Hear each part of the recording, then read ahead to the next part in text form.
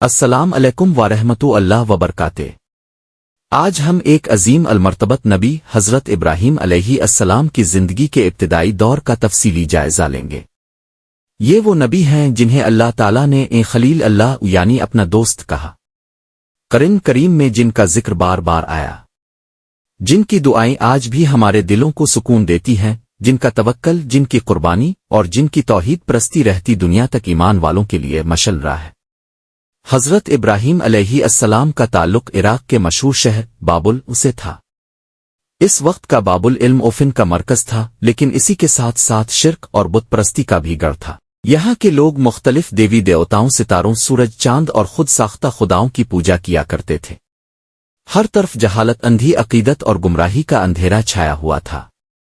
حضرت ابراہیم علیہ السلام کے والد کا نام آزر تھا، جو بت تراشنے کا کام کرتا تھا۔ وہ پتھر تراشتا، انہیں خوبصورت شکل دیتا اور پھر انہیں بطور معبود لوگوں میں بیچتا۔ حضرت ابراہیم کا بچپن اسی ماحول میں گزرا۔ جہاں آنکھ کھولی وہاں بت ہی بت نظر آتے تھے، ان کے سامنے سجدے ہوتے تھے، ان سے حاجتیں مانگی جاتی تھیں، ان پر چڑھاوے چڑھائے جاتے تھے۔ لیکن حضرت ابراہیم علیہ السلام کا دل فطرت سلیمہ پر قائم تھا۔ وہ سوچتے تھے کہ یہ پتھر جو خود تراشے گئے ہیں، جو خود بول نہیں سکتے، سن نہیں سکتے، خود اپنی حفاظت نہیں کر سکتے، وہ دوسروں کی مدد کیسے کر سکتے ہیں؟ وہ کیسے خدا ہو سکتے ہیں؟ ایک دن حضرت ابراہیم علیہ السلام نے اپنے والد سے نرمی سے کہا، اے ابا جان، آپ ان چیزوں کو کیوں پوجتے ہیں جو نہ سنتی ہیں، نہ دیکھتی ہیں اور نہ ہی اب کے کسی کام آ سکتی ہے؟ یہ سوال محض ایک بچے کا سوال نہ تھا، بلکہ ایک سچے دل کی آواز تھی۔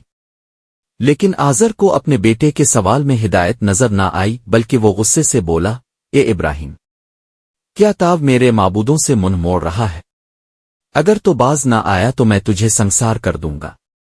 حضرت ابراہیم علیہ السلام نے جواب دیا، سلام ہو اب پر، میں اب کے لیے اللہ سے مغفرت کی دعا کروں گا۔ اس ماحول میں جہاں ہر طرف شرک ہی شرک تھا، حضرت ابراہیم علیہ السلام کی فطرت اللہ کی طرف متوجہ تھی۔ وہ راتوں کو چپ چاپ آسمان کی طرف دیکھتے۔ ایک رات انہوں نے ایک چمکتا ہوا ستارہ دیکھا۔ وہ بولے، یہ میرا رب ہے۔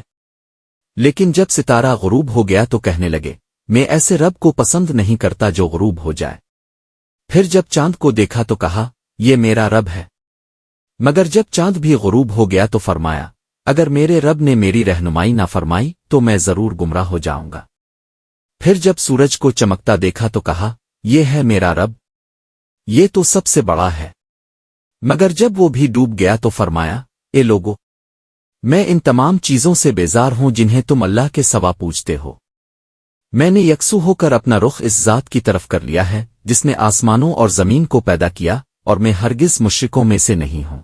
یہ حضرت ابراہیم کی توحید تک رسائی کا سفر تھا۔ یہ وہ لمحہ تھا جب ایک نوجوان دل نے اللہ کو پہچانا، نہ کسی کتاب کی مدد سے، نہ کسی استاد کی رہنمائی سے، بلکہ صرف غور و فکر اور فطرت کی روشنی سے۔ حضرت ابراہیم علیہ السلام کا دل اللہ کے عشق سے بھر چکا تھا۔ وہ جان چکے تھے کہ صرف اللہ ہی عبادت کے لائق ہے۔ انہوں نے دل میں عہد کیا کہ وہ اپنی قوم کو بھی اس ران حق کی طرف بلائیں گے، چاہے کتنی بھی مخالفت ہو۔ ایک دن وہ بازار میں گئے جہاں ان کے والد اپنے بتوں کو بیچ رہے تھے۔ حضرت ابراہیم نے ایک بت کی طرف اشارہ کر کے پوچھا، ابا جان، یہ کیا چیز ہے؟ کیا یہ کسی کو فائدہ دے سکتا ہے؟ آزر نے خفگی سے کہا، یہ ہمارے معبود ہیں، ان کا مذاق مت اڑا۔ ایک روز کا واقعہ ہے جب حضرت ابراہیم علیہ السلام کو قوم کے ساتھ ایک تہوار پر جانا تھا، لیکن انہوں نے بہانہ بنا لیا اور شہر میں اکیلے رہ گئے۔ اس موقع کو انہوں نے استعمال کیا۔ وہ بت خانہ میں داخل ہوئے جہاں بڑے بڑے بت رکھے تھے۔ حضرت ابراہیم نے کلہاڑی اٹھائی اور سب بتوں کو توڑ ڈالا، صرف سب سے بڑے بت کو چھوڑ دیا اور کلہاڑی اس کے کندھے پر رکھ دی۔ جب لوگ واپس آئے اور اپنے بتوں کو ٹوٹا ہوا پایا تو حیران رہ گئے۔ انہوں نے پوچھا، یہ کس نے کیا؟ کسی نے کہا، ہم نے ایک نوجوان کو ان بتوں کے خلاف بات کرتے سنا تھا، اس کا نام ابراہیم ہے۔ حضرت ابراہیم علیہ السلام کو بلایا گیا۔ پوچھا گیا، ابراہیم، کیا تم نے ہمارے معبودوں کے ساتھ یہ سلوک کیا ہے؟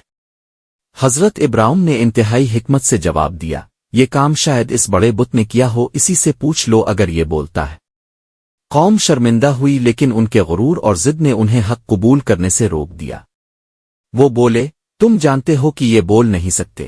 حضرت ابراہیم نے فرمایا، تو پھر تم ایسے معبودوں کو کیوں پوجتے ہو جو خود نہ بول سکتے ہیں نہ اپنے نقصان و نفع کا اختیار رکھتے ہیں؟